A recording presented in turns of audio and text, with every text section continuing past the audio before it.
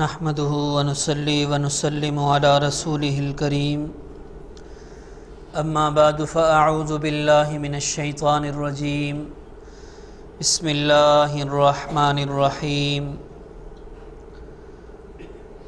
وَإِن كُنتُمْ جُنُبًا فَاطَّهَّرُوا وَإِن كُنتُم مَّرْضَىٰ أَوْ عَلَىٰ سَفَرٍ أَوْ جَاءَ أَحَدٌ مِّنكُم مِّنَ الْغَائِطِ أَوْ لَامَسْتُمُ النِّسَاءَ فَلَمْ تَجِدُوا مَاءً فَتَيَمَّمُوا صَعِيدًا طَيِّبًا فَامْسَحُوا بِوُجُوهِكُمْ وَأَيْدِيكُمْ مِنْهُ مَا يُرِيدُ اللَّهُ لِيَجْعَلَ عَلَيْكُمْ مِنْ حَرَجٍ وَلَٰكِنْ يُرِيدُ لِيُطَهِّرَكُمْ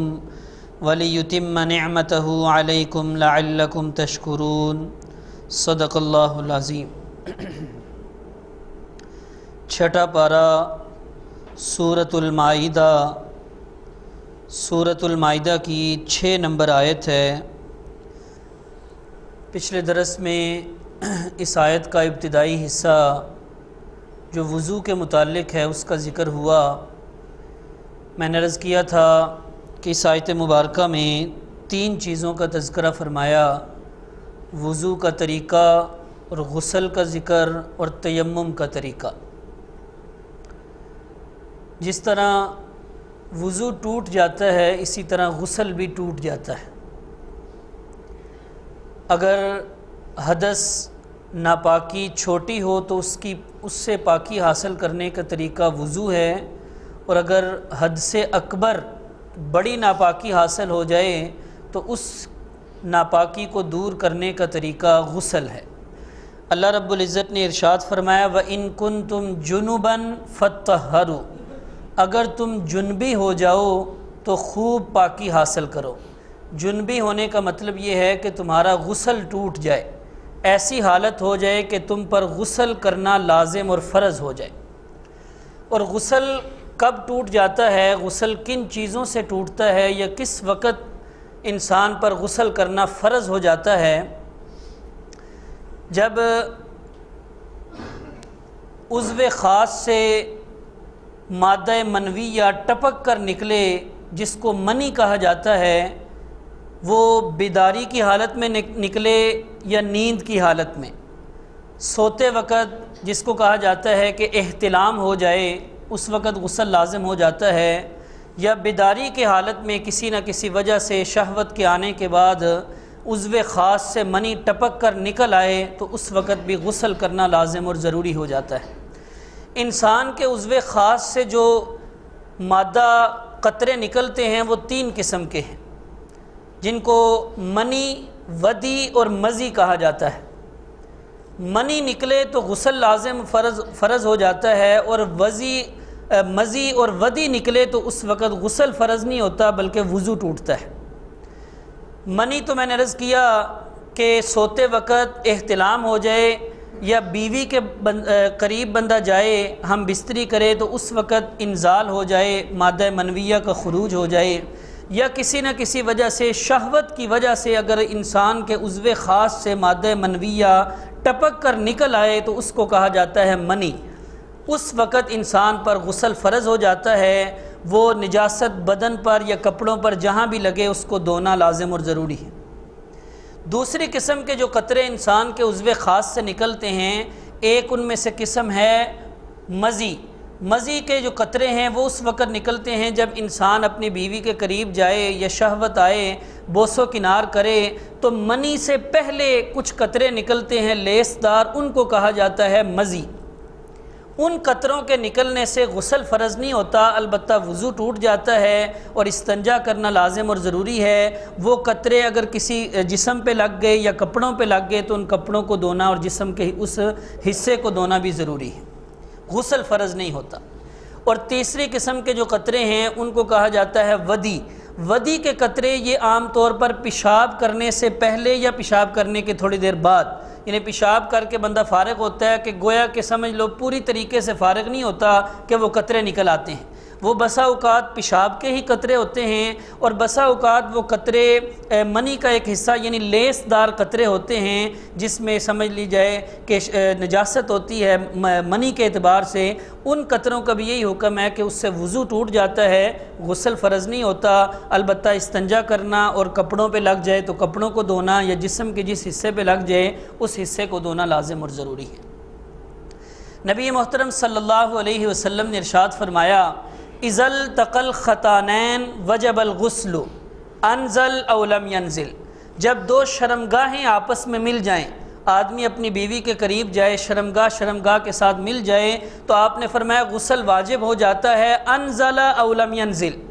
انزال ہو یا نہ ہو، یعنی اس کا مادہ منویہ، اس کا اخراج ہو یا نہ ہو، وہ نکلے یا نہ نکلے، انسان کی مرد کی شرمگاہ عورت کی شرمگاہ میں داخل ہو جائے تو غسل لازم ہو جاتا ہے۔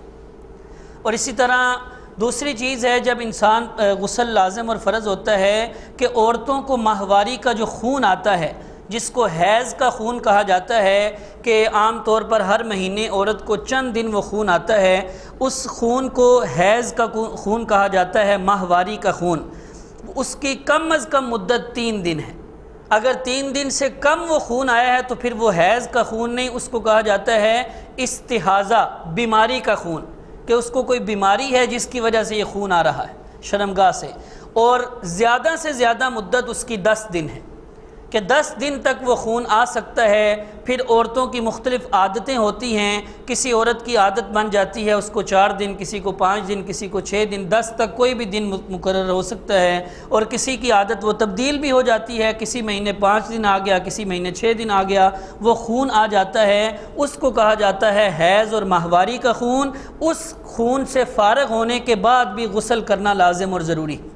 غسل فرض ہو جاتا ہے۔ جب تک وہ غسل نہ کر لے اس وقت تک وہ پاک شمار نہیں ہوتی، اور اس حیض کی حالت میں اس کو نماز معاف ہے۔ اگر رمضان کے مہینے میں حیض آ جائے تو بعد میں رمضان کے روزوں کی قضا کرے گی، ان دنوں میں روزے نہیں رکھ سکتی۔ ہاں، نماز بالکل معاف ہے، نماز ان دنوں کی آئندہ دنوں میں بھی قضا نہیں کرنی،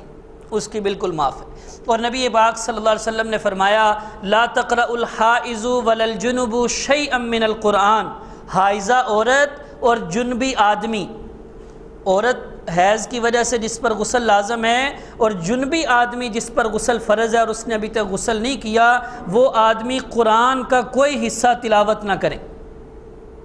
ذکر اذکار کرنے کی اجازت ہے، سبحان اللہ، الحمدللہ، اللہ اکبر، وہ چلتے پھرتے اگر ذکر کرنا چاہیں تو کر سکتی ہیں۔ قرآن کی تلاوت کرنے کی ان کو اجازت نہیں، قرآن کو ہاتھ لگانے کی تو بالکل اجازت نہیں، وہ تو بغیر وضو کے ہاتھ لگانے کی اجازت نہیں، بغیر غسل کے تو بطریق اولا اجازت نہیں۔ اور ایک حدیث میں نبی پاک صلی اللہ علیہ وسلم نے فرمایا، انی لا احل المسجد لحائض ولا جنب، میں مسجد کو کسی حائضہ عورت کے لیے اور کسی جنبی آدمی کے لیے حلال نہیں کرتا،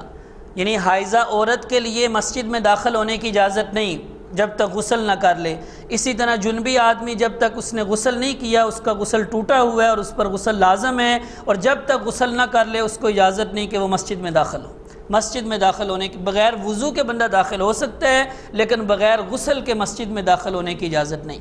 اور ایک حدیث میں نبی پاک صلی اللہ علیہ وسلم نے فرمایا، لا تدخل الملائکۃ بیتا فیہ سورۃ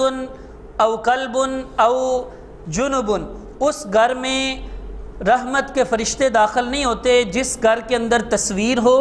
یا کتا ہو یا جنبی آدمی ہو، جس پر غسل لازم ہے اور اس نے غسل نہیں کیا، اس گھر میں فرمایا رحمت کے فرشتے داخل نہیں ہوتے۔ دوسری حدیث میں تفصیل موجود ہے کلبن کے بارے میں کہ جس گھر میں کتا ہو وہاں رحمت کے فرشتے داخل نہیں ہوتے، الا کلب صید او ماشیہ، الا یہ کہ وہ کتا شکاری کتا ہو یا چوکیداری کے لیے اور حفاظت کے لیے وہ کتا رکھا ہوا ہو۔ شوقیہ طور پر جو کتے پالے جاتے ہیں ان کو گھروں میں رکھنے کی اجازت نہیں۔ جس گھر میں ایسے کتے رکھے جائیں جو صرف شوق پورا کرنے کے لیے رکھے ہوئے ہیں، فرمایا ان گھروں میں رحمت کے فرشتے داخل نہیں ہوتے۔ اور جنبی آدمی جس گھر میں موجود ہو وہاں بھی رحمت کے فرشتے داخل نہیں ہوتے۔ دوسری حدیث میں تفصیل موجود، آپ نے فرمایا الا ان یتوضا، الا یہ کہ وہ وضو کر لے۔ نبی پاک حضرت عائشہ رضی اللہ تعالیٰ عنہ فرماتی ہیں نبی پاک صلی اللہ علیہ وسلم جب جنبی ہوتے آپ پر غسل لازم ہوتا اور پھر آپ کا ارادہ بنتا ان یأکل او ینام یتوضأ وضوءہ للصلاۃ، آپ کوئی چیز کھانا چاہتے یعنی اسی حالت میں غسل کرنے سے پہلے آپ اگر کوئی چیز کھانا چاہتے یا آپ رات کو آرام کرنا چاہتے غسل سے پہلے، یعنی آپ صبح اٹھ کر غسل کرنا چاہتے تھے اور رات کو اپنی بیویوں کے قریب جانے کے بعد آرام کرنا چاہتے تو فرمایا آپ سونے سے پہلے اور چیز کھانے سے پہلے وضو فرما لیا کرتے تھے، نماز والا وضو، یعنی استنجا کر لیا جائے اور نماز والا وضو کر کے آپ کوئی چیز کھا سکتے ہیں اور آرام بھی کر سکتے ہیں کہ چلو صبح اٹھ کر آپ وضو کر لیں۔ بہتر تو یہی ہے کہ اگر ہو سکے تو تھوڑی دیر کے بعد جو ہے وہ غسل کر لیا جائے۔ حضرت ابو ہریرہ رضی اللہ تعالیٰ عنہ فرماتے ہیں میں ایک دن راستے میں گزر رہا تھا تو نبی پاک صلی اللہ علیہ وسلم آئے، انہوں نے میرے دونوں ہاتھوں کو پکڑا اور مجھے ساتھ لے کر چل پڑے، میں بھی آپ کے ساتھ چلا گیا، تھوڑی دیر آگے گئے تو آپ وہاں بیٹھ گئے، آپ نے تشریف رکھی تو میں بھی آپ کے ساتھ بیٹھا، لیکن میں تھوڑی دیر بیٹھا فانسللت، میں وہاں سے چپکے سے جو ہے وہ نکل آیا، جلدی جلدی آیا، میں نے غسل کیا۔ حضرت ابو ہریرہ فرماتے ہیں مجھ پر غسل لازم تھا، میں ویسے ہی کسی کام سے باہر نکلا تو نبی پاک صلی اللہ علیہ وسلم مجھے پکڑ کر لے گئے، میں جلدی جلدی اٹھا، نبی پاک صلی اللہ علیہ وسلم کو بتائے بغیر آ کر میں نے جلدی جلدی غسل کیا اور پھر واپس آ کر نبی پاک صلی اللہ علیہ وسلم کے پاس بیٹھ گیا، دیکھا کہ آپ تشریف فرما ہیں۔ آپ نے پوچھا این کنت یا ابا ہریرہ، ابو ہریرہ کہاں چلا گیا تھا؟ تو حضرت ابو ہریرہ نے عرض کی یا رسول اللہ میں آپ جب مجھے ملے تھے تو وَأَنَا جُنُبٌ، مجھ پر غسل لازم تھا تو فَكَرِهْتُ أَنْ أُجَالِسَكَ حَتَّى أَغْتَسِلَ، میں نے یہ ناپسند سمجھا کہ میں آپ کے ساتھ بیٹھا رہوں غسل کرنے سے پہلے کہ میں غسل کروں پھر آپ کے ساتھ بیٹھوں، غسل کے بغیر میں نے آپ کے ساتھ بیٹھنے کو ناپسند سمجھا۔ آپ نے ارشاد فرمایا سبحان اللہ ان المؤمن لا ينجس، مومن ناپاک نہیں ہوتا۔ کیا مطلب؟ یعنی اس طرح اگر غسل لازم ہے تو اس میں یہ کوئی ممانعت نہیں کہ آپ کسی کے ساتھ بیٹھ بھی نہیں سکتے یا کسی کے ساتھ سلام نہیں لے سکتے یا گفتگو نہیں کر سکتے، ایسی کوئی رکاوٹ اور ممانعت نہیں ہے، کیونکہ کوئی ہاتھوں میں یا کسی چیز میں تو نجاست نہیں لگی ہوئی۔ نبی پاک صلی اللہ علیہ وسلم حضرت عائشہ رضی اللہ تعالیٰ عنہ فرماتی ہیں کہ نبی پاک صلی اللہ علیہ وسلم اعتکاف کی حالت میں تھے اور مجھے حیض کے دن تھے، ماہواری کے دن تھے، تو آپ نے فرمایا مجھے وہ چٹائی پکڑاؤ، کوئی چیز آپ نے مانگی، غالباً چٹائی کا ذکر ہے کہ آپ نے وہ چٹائی مانگی کہ مجھے وہ چٹائی دو، تو حضرت عائشہ فرماتی ہے میں نے عرض کیا کہ حضرت میں تو ناپاکی کی حالت میں ہوں، تو آپ نے فرمایا کوئی بات نہیں، ناپاکی کوئی تیرے ہاتھوں میں تو نہیں۔ تو اس اعتبار سے چیزوں کا استعمال کرنا، میں نے عرض کیا کہ وضو کرنے کے بعد حدیث پاک کے مطابق کوئی چیز کھائی پی بھی جا سکتی ہے اور بہتر یہ ہے کہ بندہ غسل کر لے اور اس کے بعد یہ سارے کام ہوں۔ اور اسی طرح نبی پاک صلی اللہ علیہ وسلم غسل کے حوالے سے کہ غسل کرنے میں یہاں جو فرمایا وَإِن كُنتُمْ جُنُبًا فَاتَّطَهَّرُوا، اگر تم جنبی ہو جاؤ تو خوب پاکی حاصل کرو۔ یہ فَاتَّطَهَّرُوا کا جو عربی کا صیغہ ہے اس باب کے اندر اس کی ایک خاصیت ہے مبالغے کی کہ زیادہ یعنی خوب یہ کام کرنا چاہیے۔ ایک ہوتا ہے عام پاکی حاصل کرنا اور یہاں مبالغے کا صیغہ استعمال کرتے ہوئے فرمایا خوب پاکی حاصل کرو، یہ اس باب کی خاصیت ہے۔ اور اس سے علماء احناف نے استدلال کرتے ہوئے فرمایا کہ غسل کرنے کے اندر کلی کرنا اور ناک میں پانی ڈالنا یہ بھی فرض ہے۔ اور یہ اس سے استدلال کس طرح ہوا کہ اصل میں انسان کے بدن میں جو اعضاء ہیں وہ تین قسم پر ہیں۔ ایک اعضاء ہیں ظاہری اعضاء جو نظر آ رہے ہیں،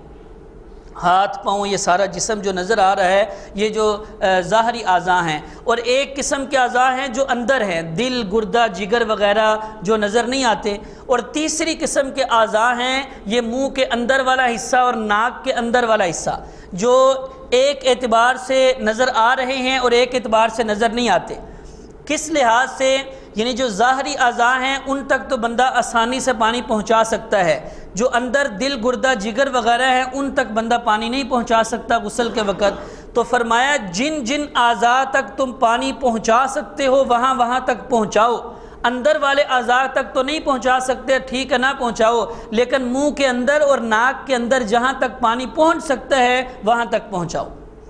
یہ منہ کا اندر والا حصہ ایک اعتبار سے یہ اندر والا حصہ ہے اور ایک اعتبار سے یہ ظاہری اعضاء میں شامل ہے۔ ظاہری اعضاء میں اس لحاظ سے شامل ہے کہ اگر آپ روزے کی حالت میں کلی کریں، منہ میں پانی رکھیں پھر باہر پھینک دیں تو روزہ نہیں ٹوٹتا،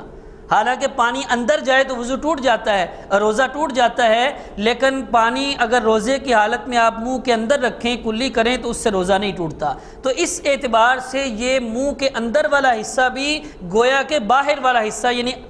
ظاہری اعضاء میں شامل ہے، یہاں تک پانی پہنچ سکتا ہے، غسل کے اندر یہاں تک پانی پہنچانا لازم اور ضروری ہے۔ اور اگر منہ بند کر لیا جائے تو یہی لگتا ہے کہ اندر والا حصہ اندر والے اعضاء میں شامل ہے کہ وہاں تک پانی نہیں پہنچ سکتا۔ تو اس اعتبار سے دو قسم کے اعضاء، اعضاء ظاہرہ اور جو من وجہ ظاہر ہے اور من وجہ باطن ہیں، ان تک بھی پانی پہنچانا لازم اور ضروری ہے۔ اس اعتبار سے غسل کے اندر 3 فرض ہیں۔ غسل کرتے وقت 3 چیزیں لازمی اور ضروری ہیں،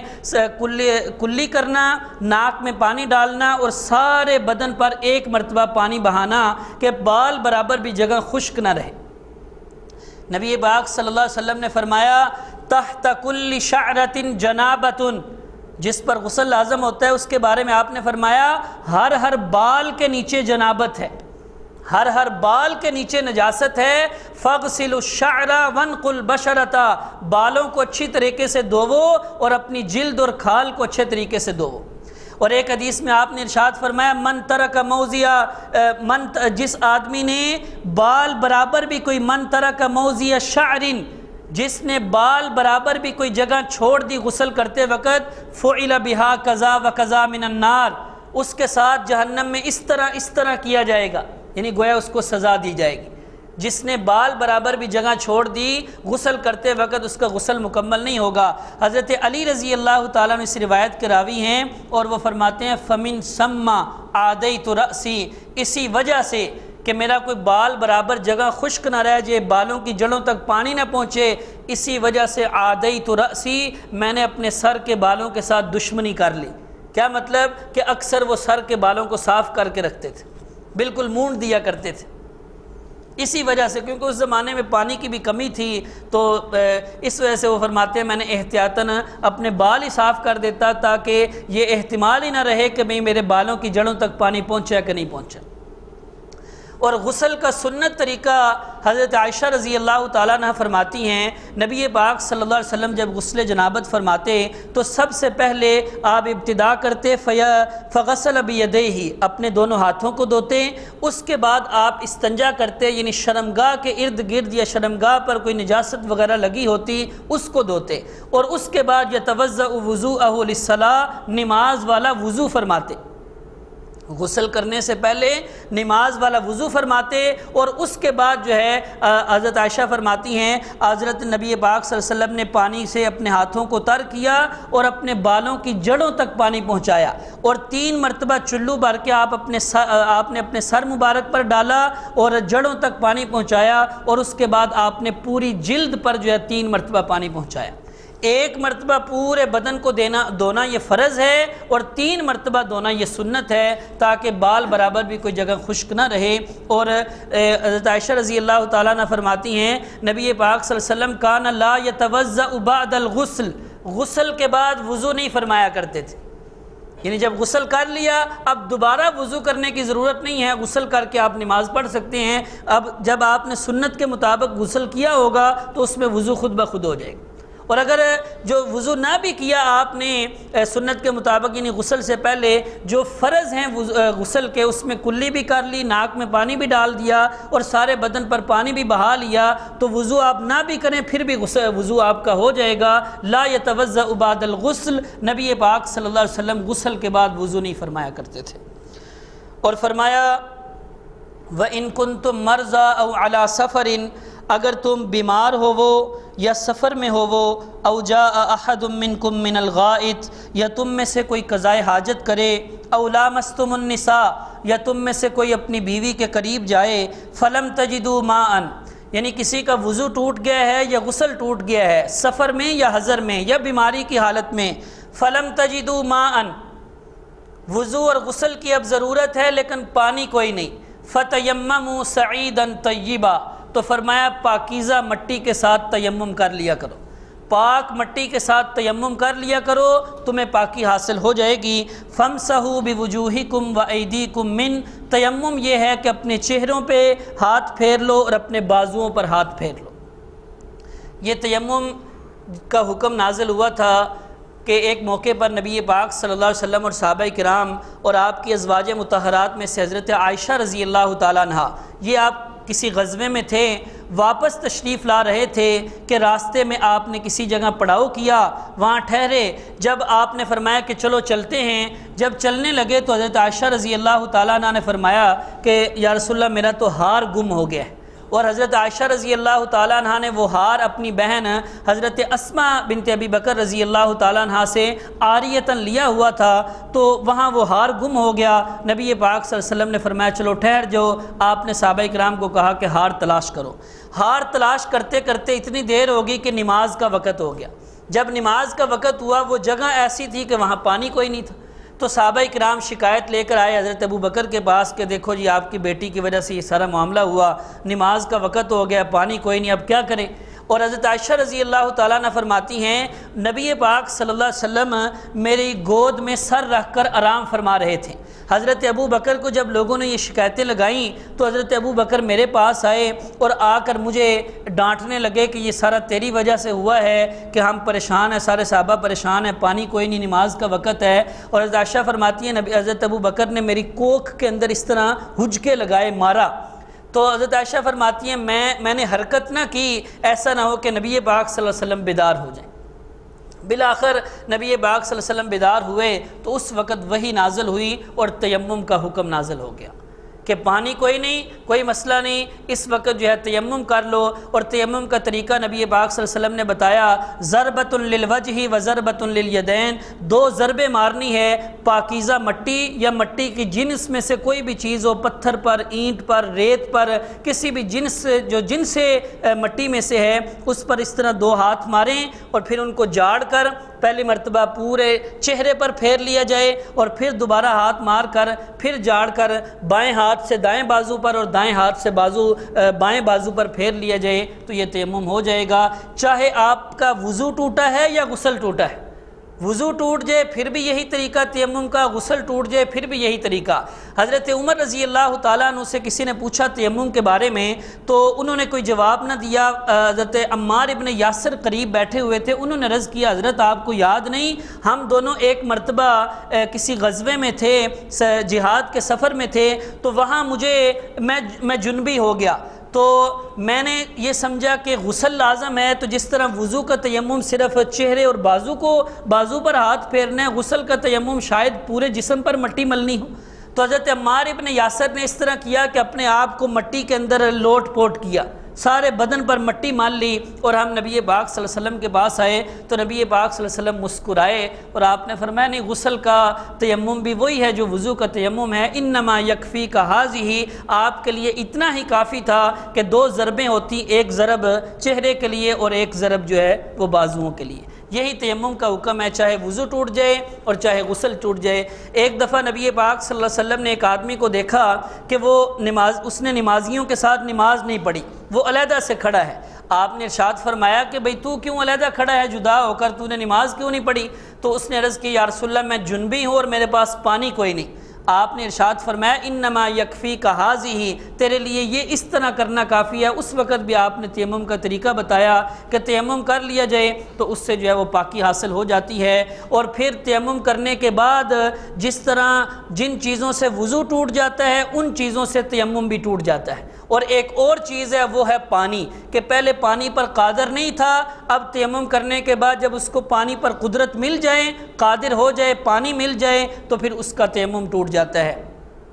اور قدرت نہ ہونے کا ایک مطلب تو یہ کہ پانی ہے کوئی نہیں، آس پاس پانی کوئی نہیں، اور ایک مطلب یہ ہے کہ پانی ہے لیکن آدمی اتنا بیمار ہے اور سخت سردی ہے کہ پانی کا استعمال کرے گا تو بیماری بڑھ جائے گی یا مر جائے گا، تو اس وقت بھی وہ قادر نہیں، گویا کہ اس کو پانی ملا ہی نہیں، تو اس وقت بھی تیمم کر سکتا ہے۔ یا پانی موجود ہے لیکن کسی کی ملکیت میں ہے، کوئی پانی کا مالک ہے اور پانی وہ بغیر پیسوں کے اور بغیر قیمت کے نہیں دیتا، اور اس کے پاس پیسے کوئی نہیں، قیمت کوئی نہیں، تو اس وقت بھی وہ تیمم کر سکتا ہے۔ کوئی بھی صورت ہو کہ جب بندہ پانی تک نہیں پہنچ سکتا، پانی پر قادر نہیں، تو وہ تیمم کر سکتا ہے۔ دو صحابہ سفر میں تھے، وہاں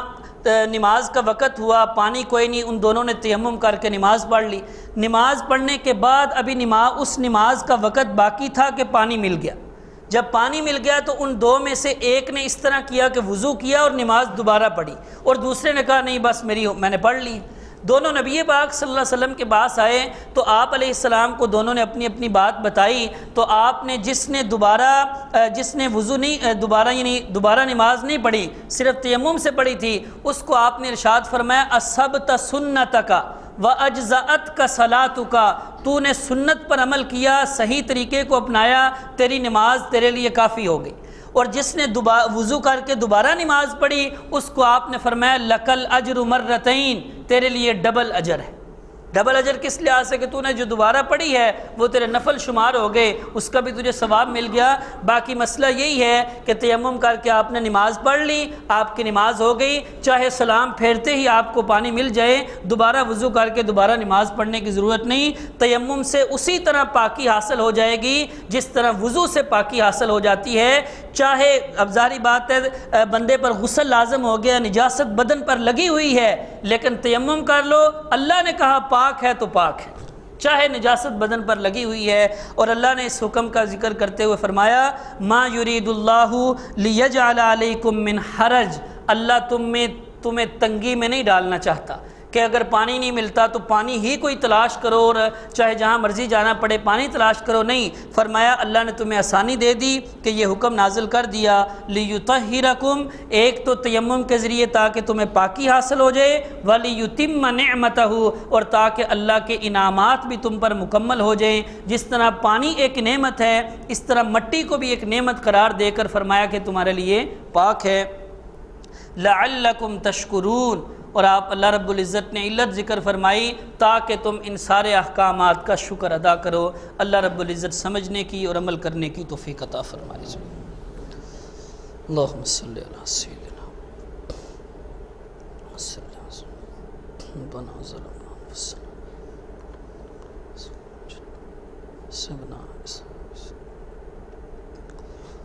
رحمة من ربك النفس